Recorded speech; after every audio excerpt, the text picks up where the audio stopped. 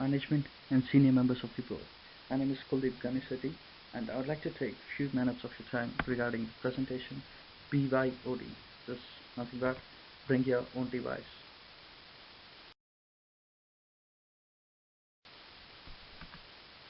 Bring your own device. What is the use of bring your own device, and why do you need to consider? Let us look at the agenda of BYOD. Let us see the purpose of this presentation.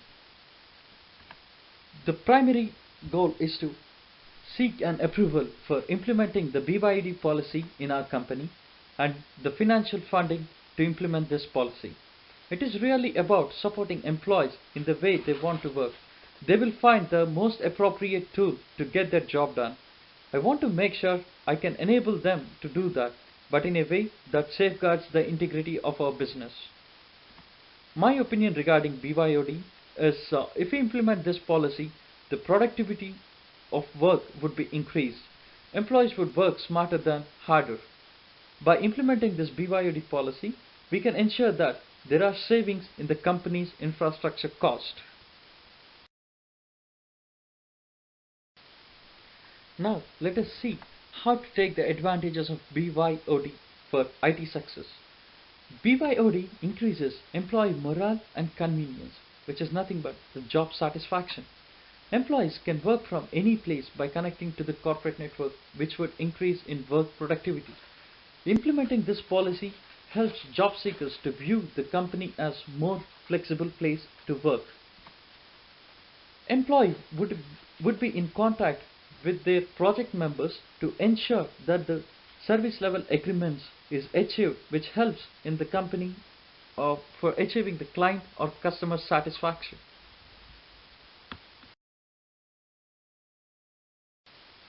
Let us see the BYOD policy. The first policy should be the data is in encrypted format so that it is secured. And we need to see which teams needs to be involved in this policy.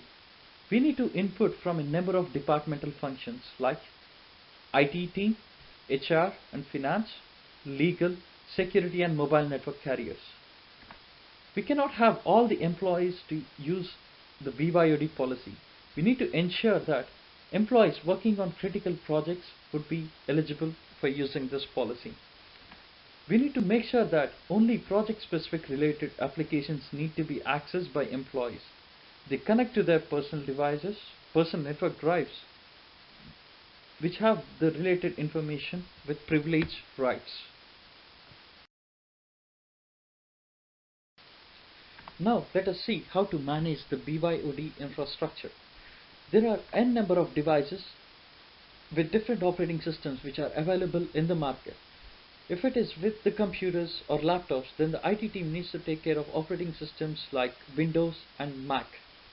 If it is with the mobile devices or iPads, then IT team needs to look for the operating systems like Windows, Android and Mac, so that they can come up with applications which are able to run successfully on these operating systems.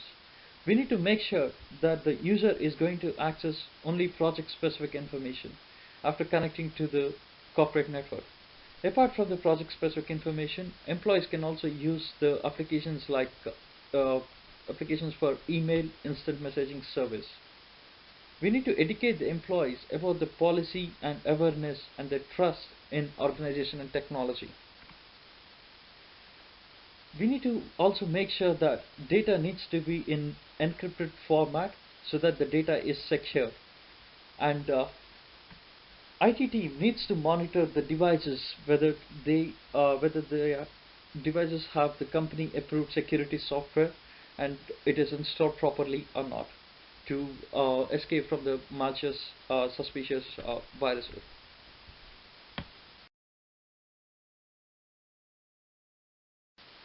Now let us look at the sensitivity analysis of BYOD.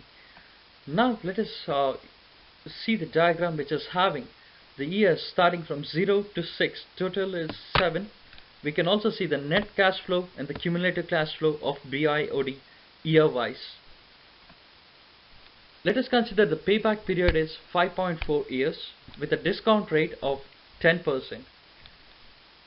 During this payback period with the discount value of 10%, the net profit value is $14.44, which is a huge profit by using the BYOD devices to our infrastructure.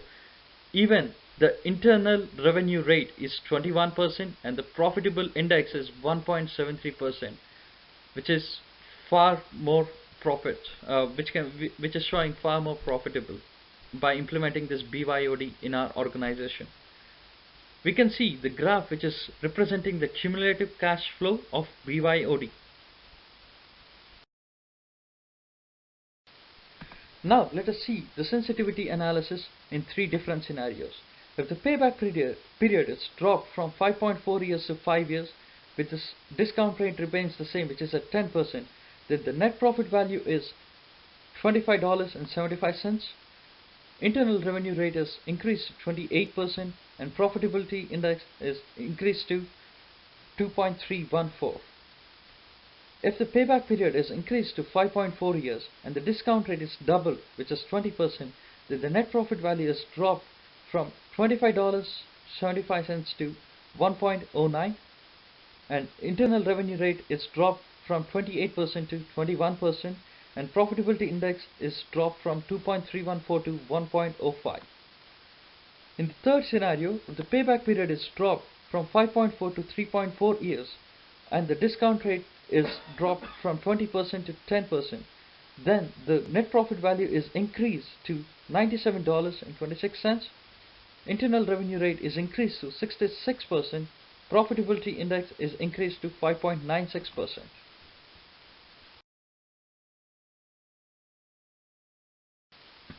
Previously, we have seen the advantages of BYOD. Now let us see what are the challenges we are going to face if we implement the BYOD in our organization. The main and primary challenge would be data breach. Data breach can happen in different scenarios. For example, if an employee loses his device, or if an employee is copying the confidential information to USB devices, or if the employee who is leaving the organization and if the data is not wiped off from his device. These are the 3 primary reasons. These are the 3 primary challenges we are going to face for the data breach. So we have a solution for these 3 challenges. Like if employee loses his device, he needs to ensure that he is going to contact the IT team as soon as possible, so that we can use our remote wipe off software which would delete all the confidential information. We need to make sure the employee have custom access so that he cannot install any third-party software or any device drivers for USB or for any external devices like mobile phones, and when he is using iPads or laptops or desktops. IT team needs to make sure that the data is wiped off from the device before employee leaves the organization. Otherwise, then there would be a high tendency of data breach. Even the network security. The network security also plays a crucial role having a challenge with the data loss or the data breach. The network team ensures that the company approved softwares, including the virus protection, are installed on the devices of employees so that we can prevent the data breach.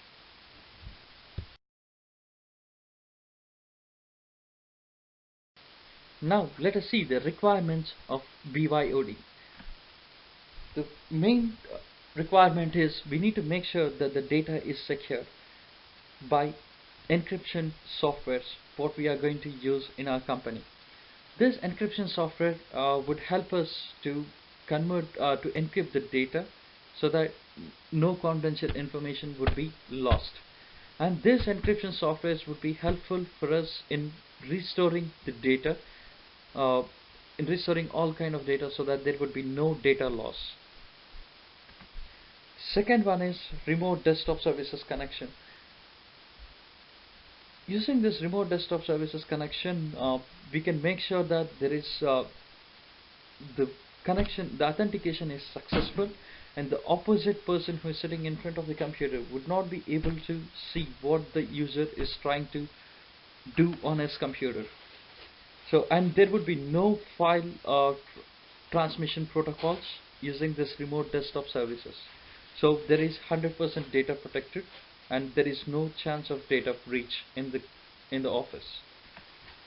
And we need to provide 24/7 technical support to the employees so that we can ensure that all kind of challenges and all kind of challenges would be faced.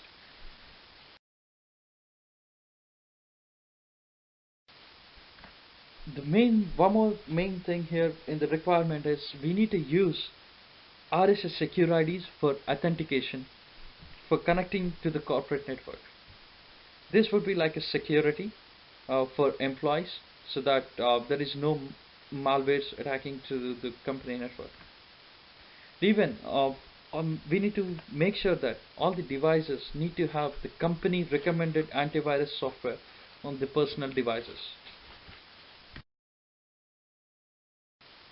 Now let us see the conclusions of the BYOD. If we implement the BYOD, the quality increases, efficiency increases, and the cost decreases. And even we have seen the sensitivity analysis also favors the BYOD policy. The only main thing we need to look after is we need to require the approved softwares for implementation. Even the employees would work smarter than harder. The quality of work also increases. Recommendations. I would like to recommend the BYOD policy in our company. For a better workplace, I recommend the softwares to be installed before going to implement the BYOD.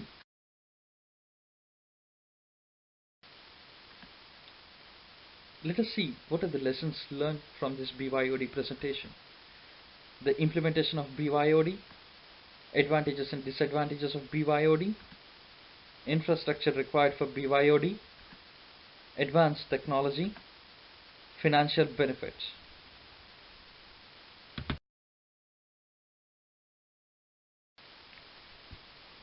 Thank you for your time on listening to the presentation of BYOD. For any queries, I am available at UUNZ Institute of Business, and you can email me at u1054575@umail.usq.edu.au.